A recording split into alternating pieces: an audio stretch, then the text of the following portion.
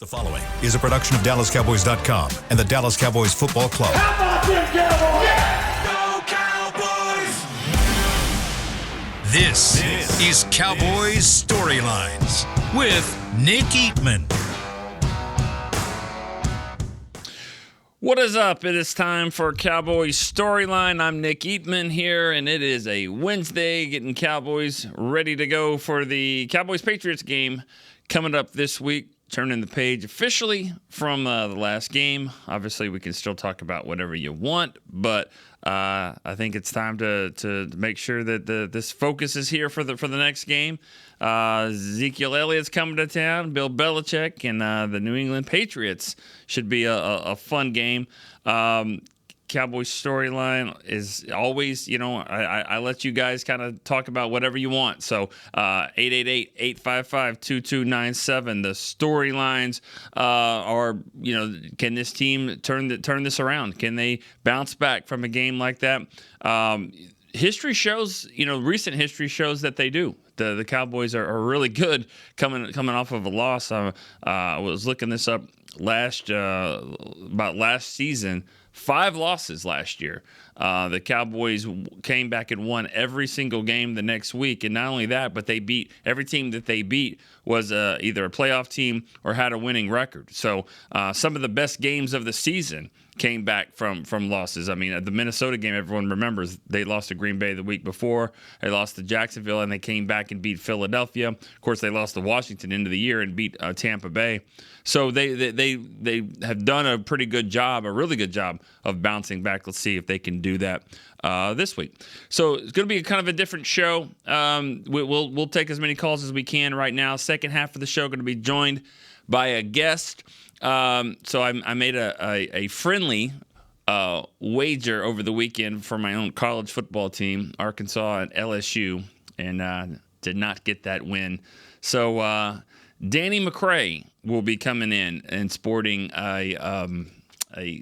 some memorabilia for me to wear. It's kind of a controversy a little bit because it was supposed to be a jersey and he didn't do that. So I don't know. I think that we're going to talk about it here in the second half of the show. He'll come in and I'll have to wear some god-awful purple, but that's okay because that's what happens. All right, we're going to go to the phone lines. Let's start this thing off. Chris in Mississippi. Chris, what's up?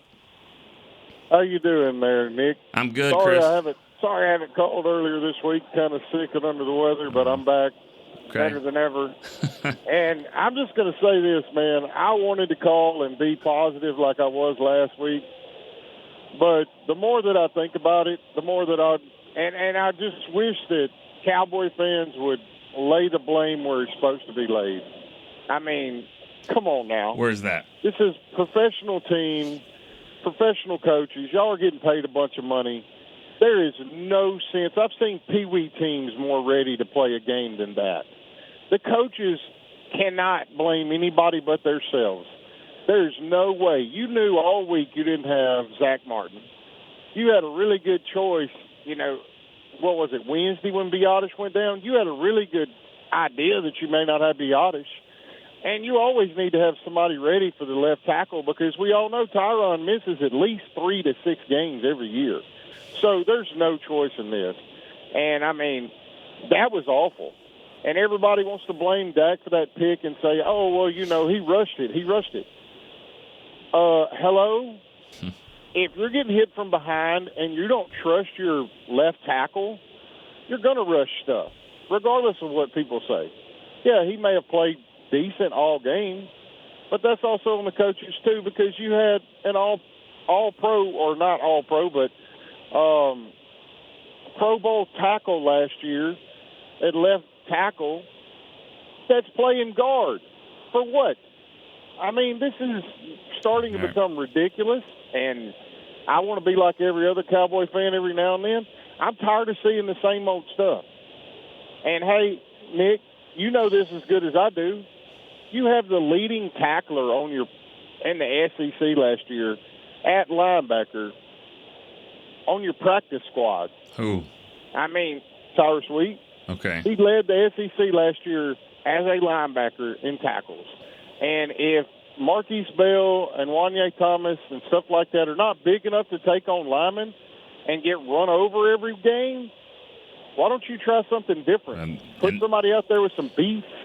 I mean, come on now. And they probably will. I mean, they have to do. Thanks for the call, Chris, and obviously and loyal to your Mississippi ties, and I don't fault you for that at all. I don't know if the coaches staff is blaming anybody else. I think the coaches blame themselves.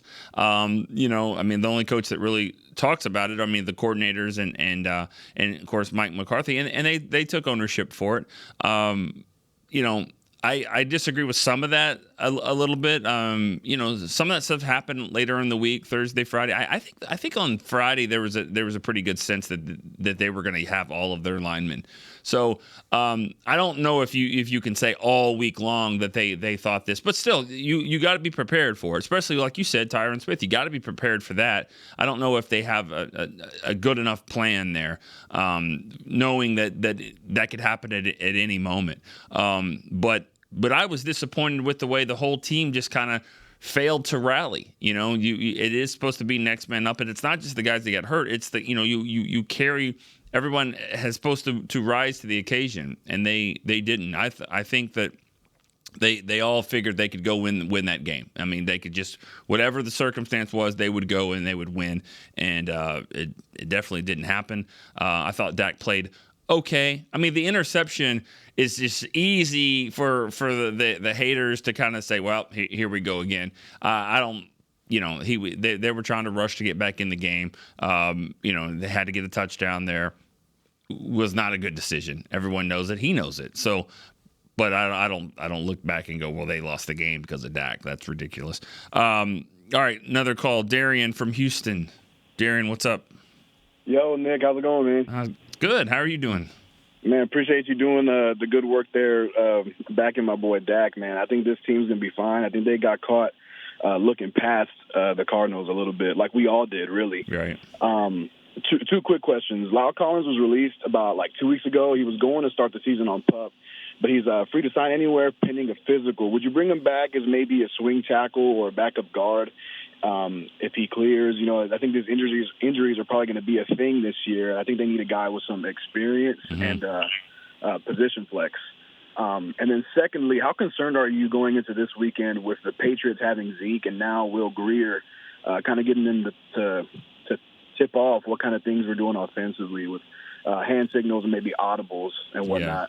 Yeah. Thanks for the call. Good stuff. The Lyle situation, I think you always, kick the tires on anybody really that's played in the league before and see if they still have some left. I mean, there's a reason why he was released, obviously, reason why he hasn't been signed yet. But I think, I'm sure the Cowboys have done their homework on this and have discussed it. I mean, I think you have to discuss all options. I think I would look into it, but then again, I don't know some of the situations that he's been dealing with, and I don't really know all the backstory of kind of what happened. I don't think he left with a situation that he would never return. I didn't think it was that bad. I know a little bit of animosity here and there, but usually that's what happens anytime you part ways.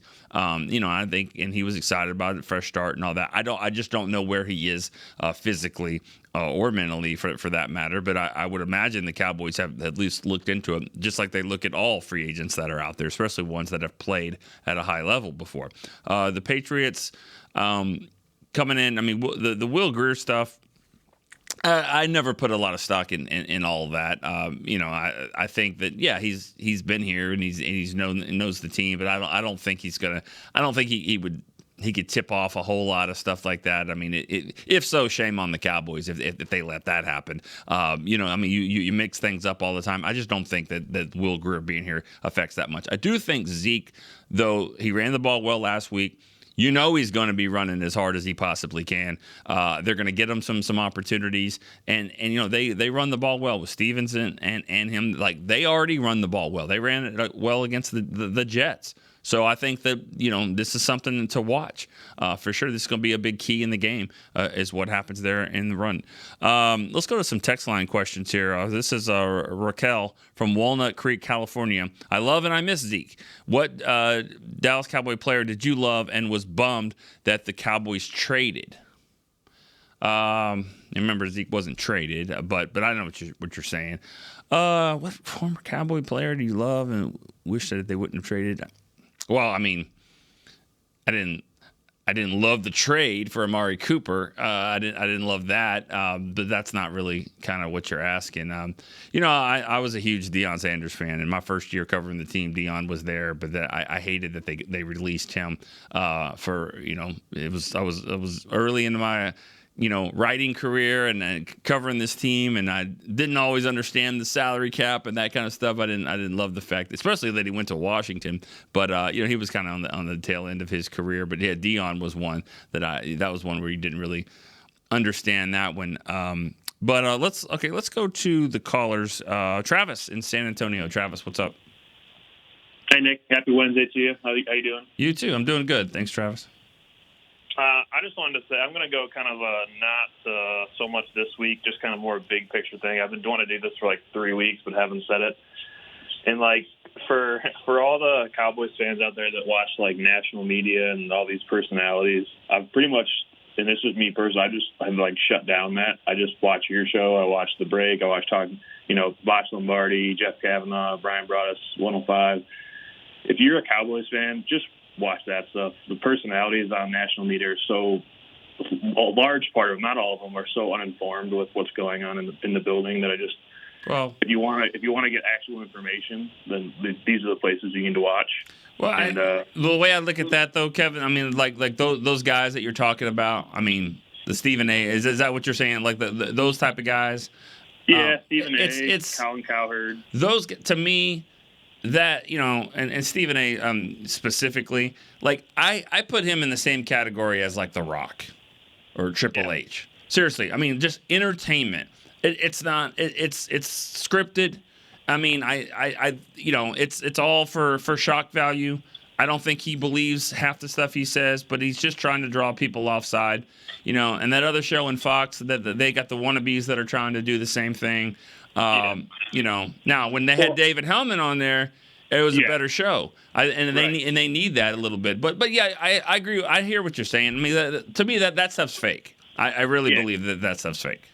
And I only say that just because, like I said, I think because we're a polarizing team. So but so many people get so upset when they hear stuff like that, and that's what I'm saying. It's just easy to just dismiss it. It's just they're not uninformed. But I also wanted to say from your stuff yesterday, if I had to wear a Patriots jersey, I'll go with Vince Wilfork.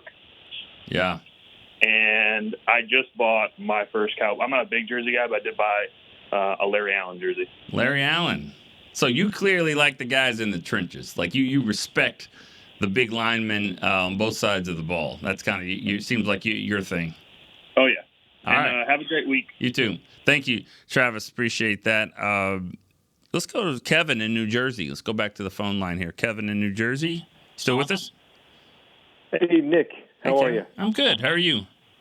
Doing great. Love the show. Long-time fan of yours. Thank you. The thoughts I have about this upcoming game are concern with Bill Belichick. I really believe rosters across the NFL are somewhat even, but my opinion is the schemes that are put into play for each week play a huge part in the outcome. So I'm looking ahead, and I see Belichick, and I know what he's going to do is focus on taking Parsons out of the game. I just wanted to hear your thoughts on concerns with the upcoming week. I mean, I feel like we have a great roster. I feel like we've got a great defensive coordinator, but a little concerned Belichick's going to out-scheme us this coming week, Fair. Your thoughts? I appreciate the call. I mean, you can definitely, you can definitely talk about that, and that would be fair, because go back and look at what happened with Parsons the first time that they played. He was early in his rookie year, and I think that was probably the least production that he had in any game that whole year. He didn't have a sack. He didn't have a quarterback hit. And so they did a pretty good job of taking him out of that game. Now, the Cowboys did win in overtime, but, and he said yesterday or earlier this week, I think he said on a radio show up there in New England that he's a lot like Lawrence Taylor. and that you have to locate him first, and then he can do everything well. And so it was a really nice quote. I think we put a story on the website, DallasCowboys.com, about that. Just that quote that Belichick said. So, yeah, he's going to definitely, try to take him out of the game. Easier said than done, but if there's somebody that can do that, it would be him. But that's why you have all this depth. That's why you have the guys like Dorrance Armstrong and Sam Williams and Fowler and Tank. Of course, Tank's playing really well. He's had some really, really good moments there early in the season. So it's easier said than done, and I would imagine Dan Quinn's going to have to do some different wrinkles as well with him. But yeah, that's going to be something to watch all week. We got some text message questions that I want to get to here. Jason from Pennsylvania says, do other teams have dramatic ups and downs from game to game? I would imagine. I mean, you don't follow these other teams, but yeah, just look at their records. I mean, there's a lot of teams that are in between the 8-9, 9-8, 7-10, 10-7. You can't do that without going up, down, up, down. That's the nature of the NFL, is to make everybody equal. And when that happens, yeah, you play well one week, you play well the next. I don't know if it's just as dramatic, because I don't think the Cowboys, I don't think other teams are viewed the same way nationally. But yeah, I mean, I do think that, and that's just the way it is. And I think a lot of fan bases are that way, where, I mean, McCarthy was, they were getting all kinds of praise 2 weeks ago, and now that he wasn't prepared for the game, and then same with Dak. So it happens. That's the way it is. I would imagine it's the same with a lot of teams. All right, Michael in Bowling Green, Kentucky, fan since 1980. Any chance they would bring Trey Lance in for goal line or need 1 yard on 4th and inches? I don't think we're there for that yet. And that would kind of they'd have to make some changes on how they structure the game day roster if that was the case. Cooper Rush would have to be the third quarterback. I don't think that's going to be a thing right now. I think the idea with Trey Lance is to just kind of keep him developing this year, learning the system, being a good scout team quarterback, things like that. I don't see the packages for him right now. All right, let's back to the phone lines. Joe in Stamford. Joe, what's up? Hey, morning, sir. So, couple things. First, you're our first caller of the day, the gentleman from Mississippi, who's talking about the line. What I saw was we moved the ball pretty dang well, honestly, up and down the field. Mm-hmm. We ran it decently, actually pretty well. When we got to the red zone, we just didn't execute again. So I'm not so sure I would blame it even on having all those backup linemen in there. As far as looking forward and sort of looking at Micah, I don't get why we are having the same issues that we had last year. I feel like that the things that they're doing to Micah to neutralize him are the same things that he was getting done to him last year. And I feel like maybe we need to figure out why that's happening. What are we not doing to make sure that doesn't happen in the future? Well, he's getting double teamed. I mean, like that. He's getting double teamed since his rookie year. I mean, explain that a little bit more. When you say why this keeps happening. I mean, he's got 4 sacks in 3 games. I think he's making a huge difference in the game. There were several plays, or at least 2 or 3 that I remember, and it happened a lot last year, where he's running free and missing this running quarterback, letting the guy just run right past him. Yeah, it happened. So that's specifically what I'm talking about. Yeah, and if Micah Parsons is running free, he needs to be making a play. And who are we putting that on? I mean. Well, I don't know. That's on Micah. Honestly, that's on Micah Parsons. I don't know who we're putting that on. That's on Micah Parsons. That to me, that's Micah Parsons has got to be better at doing that. Yeah. I don't disagree with you. I'm just saying. Yeah. We need to help him be better. I don't know what we need to do, but he's good enough to make the plays. He needs to be making those plays. 100%. And that's and Joe, I appreciate it, and that's one thing that it's kind of frustrated me a little bit, is that that Dak is getting all this heat for throwing a pretty much a desperation type fourth quarter interception when a guy that's been touted as MVP wants to be, he even said it himself, like why don't defensive guys get put in MVP? So he's putting that on himself as well. And I think this whole team, they're so fascinated with getting sacks all the time. They got to get sacks, where you're missing some plays. You're missing routine runs. So you've got to be disciplined. I mean, I'll go back and think of a guy, Dwight Freeney, back in the day with the Colts. Man, loved to get sacks, but they can run the ball right past them sometimes. And so you've got to be disciplined to not only stay in your lane, but you've got to make the play first. If it's a sack, great, but if not, you've got to have containment, and that doesn't always happen. All right, Bruce in Houston. Bruce, what's up? Hey, Nick. Good show. Thanks for the call. That kind of leads into what I was thinking about on the RPO, because Micah missed that first 40-plus yard run that Dobbs took off on him. Right.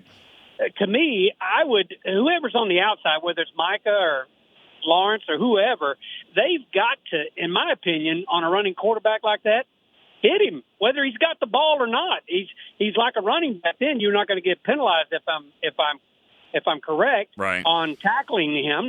Don't pile drive him because you're going to get flagged for that. But you can hit him. Do that about 4 or 5 times, right, and that quarterback's going to tell that offensive coordinator, hey, let's let the running back do that. Right. But that's how, like you said earlier, you've got to maintain your lanes. I just think we're going to find out about our Cowboys this Sunday, because you're not as good as they say you are. You're not as bad as they say you are. But until you get punched in the mouth, then you're going to find out who they are. I think we all had them, hey, it's going to be 4-0 San Francisco, and we forgot to think about the Cardinals or the Patriots. Mm-hmm. And the Patriots can run the ball. Elliott's going to be trying to just smash mouth everybody. So I'd like to see him go 8 in the box and make Jones beat him over the top. But great show. Yeah. Thank you. I appreciate that, and I think you have to do that. I think you have to be like that with the way the Patriots are probably gonna run the ball. You have to be closer to the line of scrimmage. I think they're gonna have to maybe figure out ways to have a little bit more beef back there. And let's be clear too. This isn't just about Marquise Bell now. Marquise Bell and Jaron Kearse. It's not just about them. Like you've also the linebackers. Damone Clark, Leighton Vander Esch, they've got to get off some blocks as well. So it's not just about them all the time. Real quick, we're going to take another call. Steve in New York. Hey, Nick, great show, man. Thanks, Steve. Just quick, I had spoken to you before the season started about where the Cowboys were going to get those short yardage plays and whatnot, red zone too. And I'm just, this is just my opinion. We're trying to replace 2 guys that were real red zone targets last year. I mean, Zeke's 12 touchdowns were all red zone last year. And right. I'm pretty sure Dalton Schultz were too, and I know nobody probably wants to hear it, but do you think it's going to take time to acclimate Dak Prescott to find guys to replace their production? Because those guys were big in the red zone. Yeah. And I'm not making excuses here. No, I hear you. I mean, 12 touchdowns doesn't just happen overnight. I mean, that's significant. So you're right. They haven't figured this part out yet. They really haven't figured out how they want to do it and how they're going to be able to utilize that. I know that Ronald Jones was the kind of quick fix thing that never obviously didn't pan out. But what do you think the chances of them going out and maybe getting? I'm not going to say a Fournette, but bring somebody in. I really don't see that. Thanks for the call, Steve. I don't really see that. I think that they're good with the running back situation now. The one thing I could see happening a little bit more is Hunter Lipke getting more involved. I mean, like he's everything that they've given him, he's done well. I could see him continuing to get a little bit more reps, maybe some in the red zone. But to do that, he probably, to be more effective, he probably is going to have to be the tailback, not so much the fullback. But there's different ways that they can do it, and they have to figure it out. I mean, there's no doubt about it. You can't just keep kicking field goals all the time, especially when you go up against better offenses. All right, we're going to take a break. When we come back, I'm going to change some clothes. We're going to have a guest in here. Cowboys Storyline will be right back.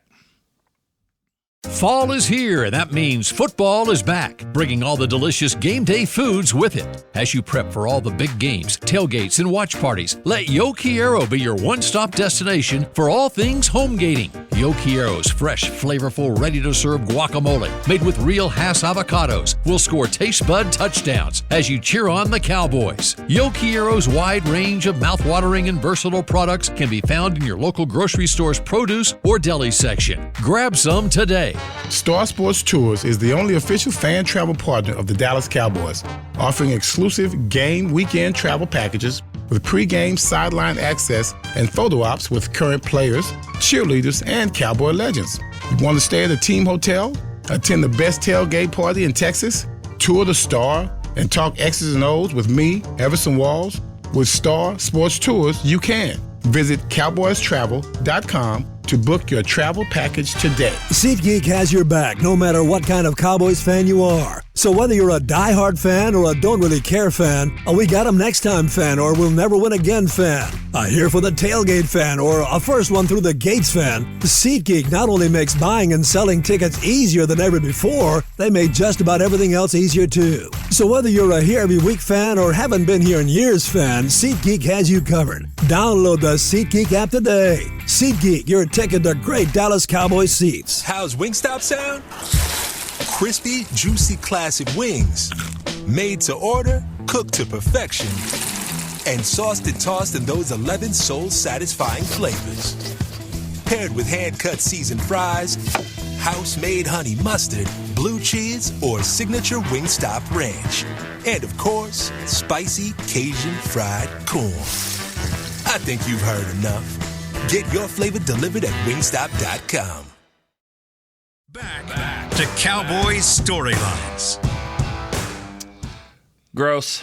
Basically, that's all I could really say. Not Shannon gross, but just gross. All right, back to storyline. Got Danny McCray, proud LSU alum, former Dallas Cowboy. He's also on Players Lounge every day.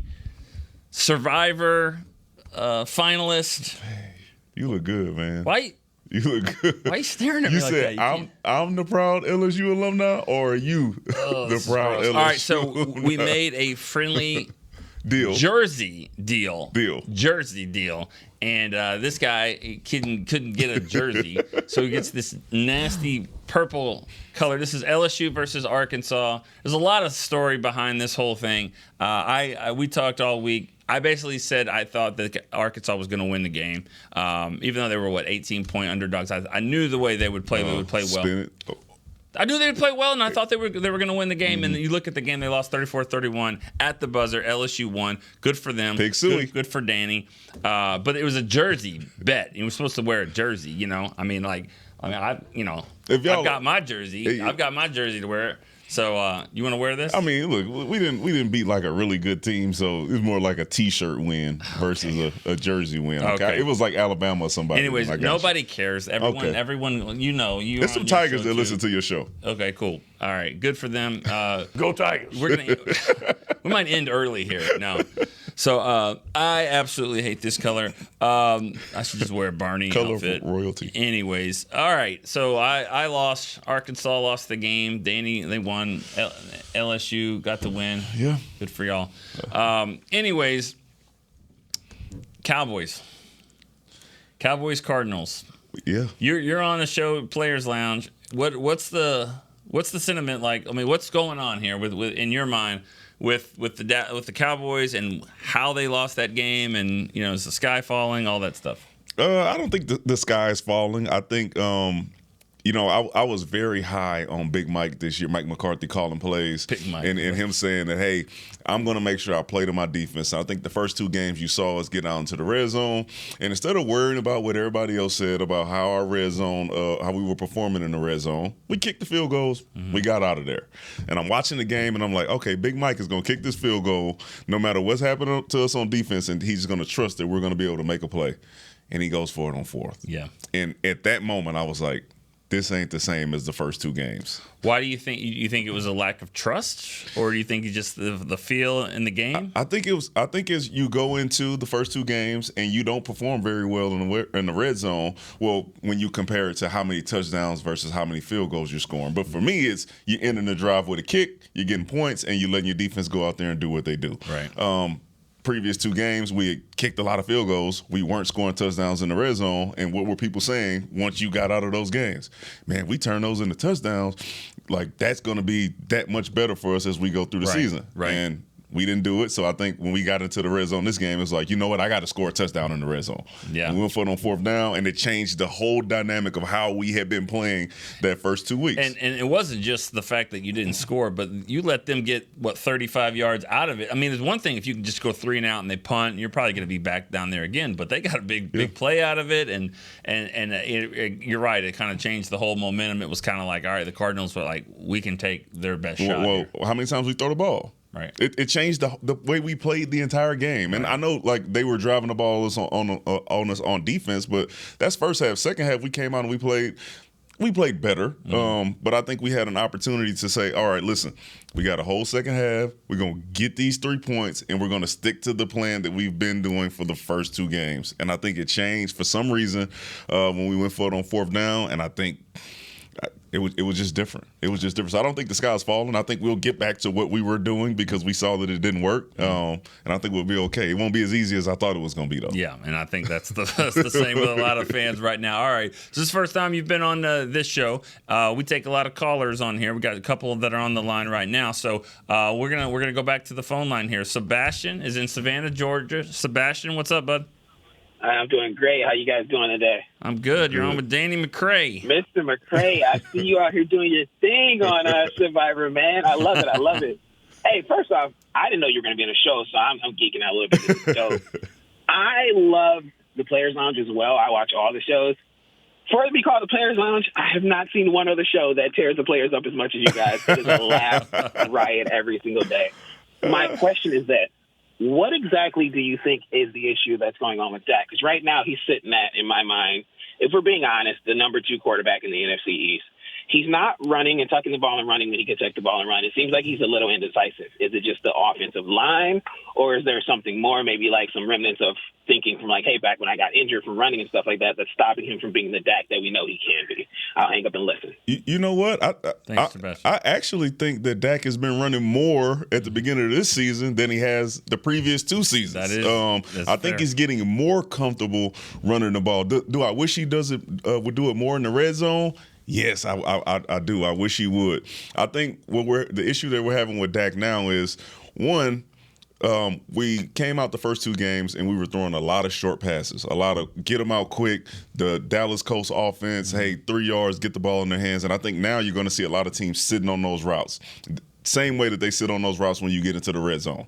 And it's taking those spaces away from him. So he has to be able to open up the defense by completing some of those deep routes. And when I say completing them, I don't mean back shoulder fade, go out of bounds, and then we come back to run the next play. I mean Tyreek Hill type. Yeah. Hey, run underneath the ball, get you a 60-yard pass, and then make the defense respect the fact that you can make that throw, and they'll have to play a little deeper, and that'll spread them out a little bit. But we haven't been completing those type of passes. And honestly, and you know, as a safety, I mean, like, you don't always even have to complete it to send a message. Mm-hmm. I mean, if you throw a deep ball to a guy, and even if it's incomplete, at least they know that, all right, we're going to play like this. If I'm playing deep middle safety and I got to get on the gas and go 100% because I feel like I'm behind or this dude might catch this 60-yard pass, the next play, I'm going to make sure that I'm probably 5 yards deeper, right? If it's third, whatever it is, I'm going to make sure I'm a little deeper, and that is going to spread out the entire defense because now the corners are going to feel the same way, and that makes the linebackers have to get a little bit deeper in their drops because there's a little bit more space, and if they don't, that opens it up for you. And I think we're taking those shots, but if we don't complete them or that threat of like, hey, CeeDee Lamb's about to catch a 60-yard bomb on us. We got Brandon Cooks back there, right. Michael Gallup. We don't start completing those passes, you're going to see a lot of people sitting on these routes. All right. Let's go to David in Fort Worth. David's our next caller. David, what's up? Hey, how you doing, guys? Good. What's up, David? Yes, sir. Yes, sir. Hey, real quick, Mr. McRae, Danny, I didn't know you were going to be on, man. I want to let you know I didn't watch an episode of Survivor my entire life. But when I heard you were going to be on it, man, my wife and I were on it every was it Wednesday? I think it was. We watched it every single Wednesday. And, bro, that chick should not have won, man. She was already voted out. She should have never came back. I was so upset. But your Go Cowboys at the end, that was iconic, bro. It was iconic. But I wanted to ask a real quick question about Zeke, man. Zeke's returning. I had the same little feeling whenever Dez was going to have an opportunity to come back and play when he was with the Ravens, and unfortunately he couldn't.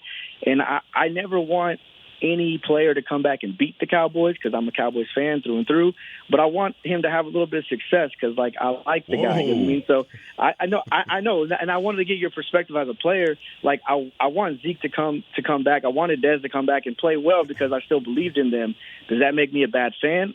I'll hang up and listen, man, honestly. Appreciate you guys. It doesn't make you a bad fan because as you're rooting for a team, you do feel a personal connection to certain players. So you wanting him to do well doesn't make you any less of a fan for the Cowboys because the truth is he might. All right, but we don't want him to win. We don't want him to win.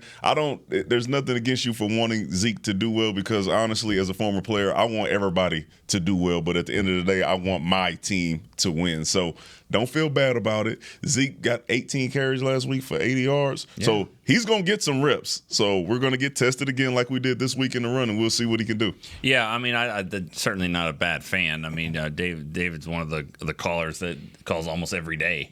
And so certainly not. And I think it makes you a human. I mean, that more than anything. I mean, that's the good thing about this situation with Zeke is that, his career was a lot of ups and downs and for the most part, but he can leave. He left the Cowboys on good terms, and I think their Cowboys are going to do something for him. You'll see, in the stadium they'll have something for him, and I'm sure he said all the right things. So this is going to be a good homecoming. Now, at the end of the day, he's definitely going to want. He's going to want to win this game. But yeah, it's everything is so far is on good terms. Well, listen, they need to do something for him because the last play that he had here. We want to see something different from Zeke's return to AT&T Stadium because he gave us the red kettle jumps, all the positive stuff, and just for me to remember that's how he went out for the last play of his Dallas Cowboys. So you don't think they're going to be like former Cowboys center? Ezekiel Elliott. I'm gonna tell you what, they're not showing that play on the video board. No, God, no. And appreciate you for watching Survivor. Tell the wife I said hello. Great experience. Yeah. Actually, the season starts tonight, so watch season 45 tonight. Okay, but that's not the only thing you're on. I mean, and the challenge. Yeah. What's the latest with the challenge? The challenge comes on Thursdays now. It's USA season 2 is going on, and it's a very good season. They brought some of the old MTV vets in to shake things up a little bit, and it's actually been a very exciting season. Bananas is there. CT. Wes was there. CT is not there. But he is making his return. So how many things have you been on? You've been on Survivor. I did Survivor, and I did 2 seasons of the challenge. I did the Challenge USA 1 and the Challenge World Championship. Is that come out yet on TV? Yes, it's over. I got second. You got second? I got second place because my partner couldn't ride a bike. Oh. But yeah, that was a big reason. She couldn't ride a bike. I don't want to, I'm not a finger pointer, except it's already too late. It's already too late. You basically just said she didn't have the same skills that most third graders have. Ride a bike. Cool. That's cool. All right, Miguel in Pearsall, Texas. Miguel, what's up? Hey, how's it going, guys? Good. How you doing? Hey, good morning, man. I got a question, bro. So we picked up Brandon Cooks. He's had several 1,000-yard rushing seasons throughout his career. I feel like with him, we're underutilizing him with too many under routes and not giving him the opportunity to get the separation and take off the top of the defense like we were supposed to take off.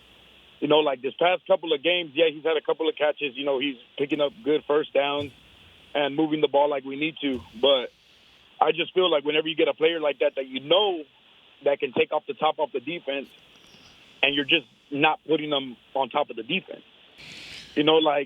I just don't understand. You got CeeDee Lamb, which has been amazing, basically catching everything that's been getting thrown his way.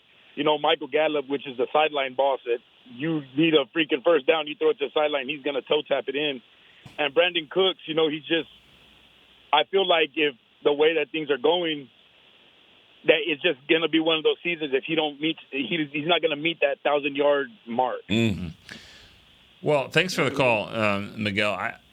I'll get your thoughts on this, Danny. I just think it's early. He's played 2 games.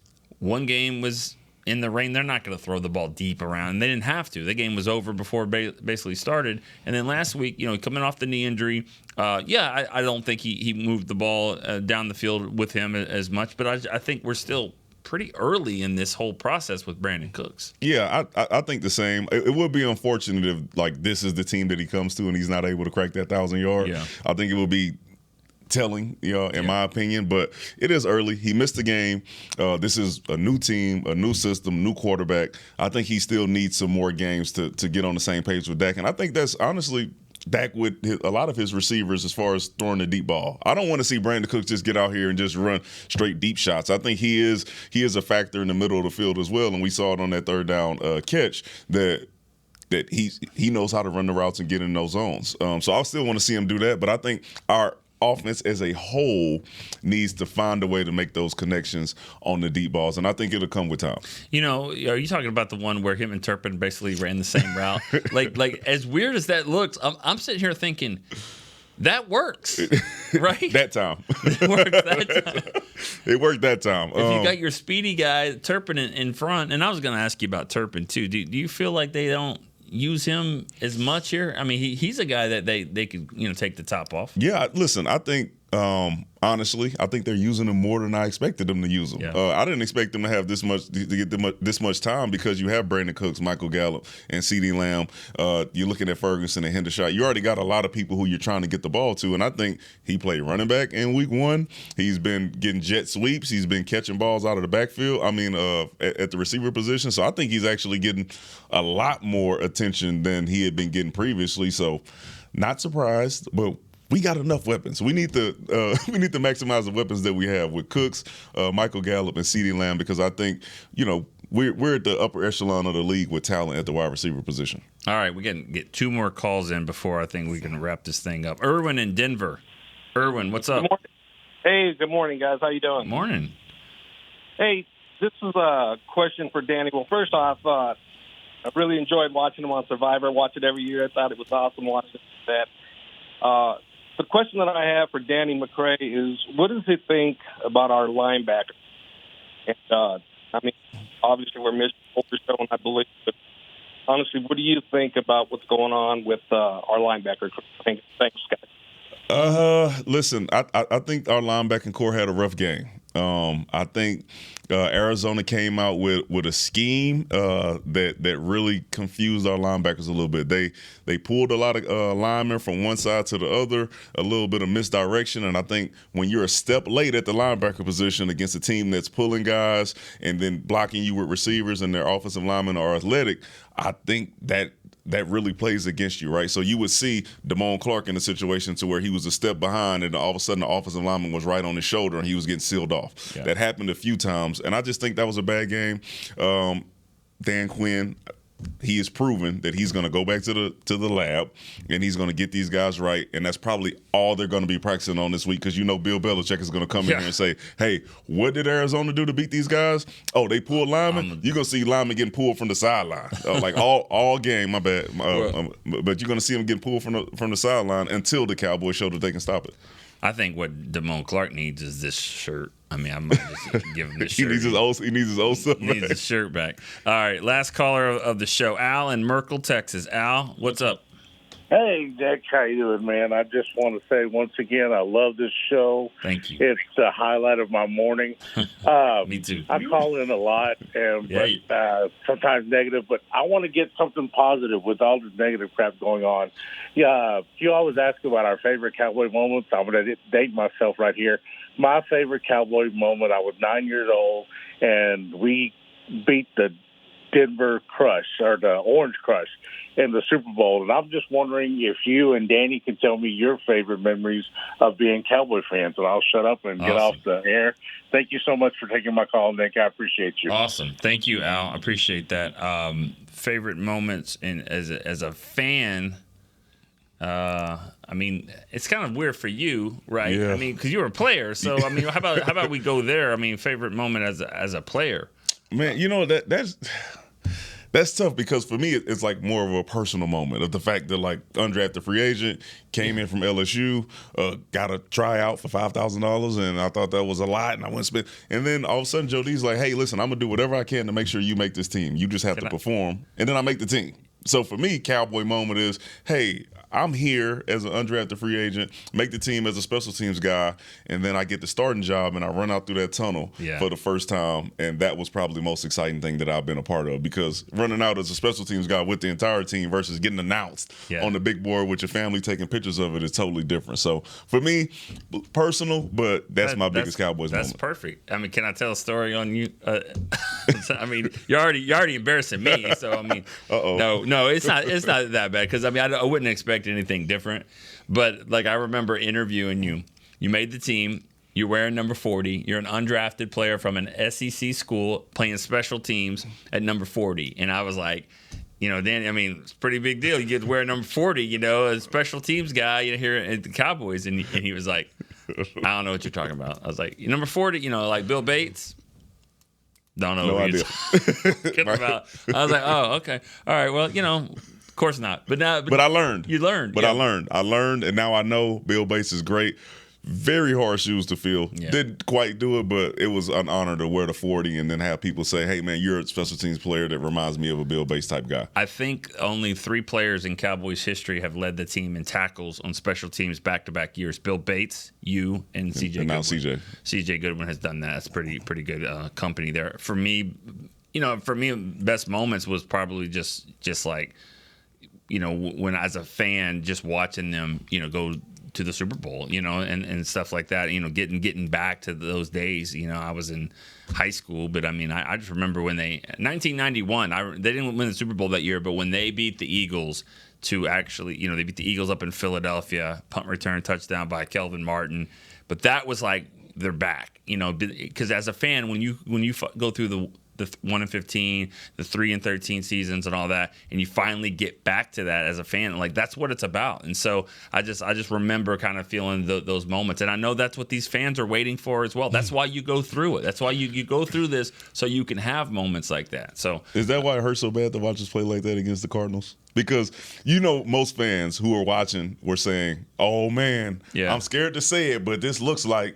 Yeah. And then all of a sudden you play the Cardinals, you're like, oh, wait, hold on, wait. I remember these last 26, 27? Sure. I remember it. And I remember this is the same. Like, that's. Well, because you try so hard to think this is going to be different. This is going to be different. But it's like, well, this is the same old stuff. But think about it. If this is the same stuff as it's been, this is a 12-5 football team that's getting to the playoffs and has a chance to win.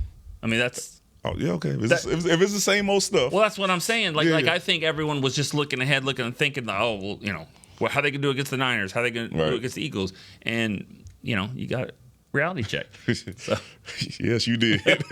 You better buckle up this week. All right. Well, we're gonna end this show, and I'm gonna take this off really quick. But no, I appreciate you coming by. Nah, I'm good. You can have it back. I don't know why you took the tags off. You can take it back. All right. Danny McRae joins the show. Appreciate that. And for Chris Beam as well, I'm Nick Eatman. We will see you tomorrow. I'll be wearing regular clothes tomorrow on Cowboys Storyline. See you then. This has been a production of DallasCowboys.com and the Dallas Cowboys Football Club. How about this, Cowboys? Yeah!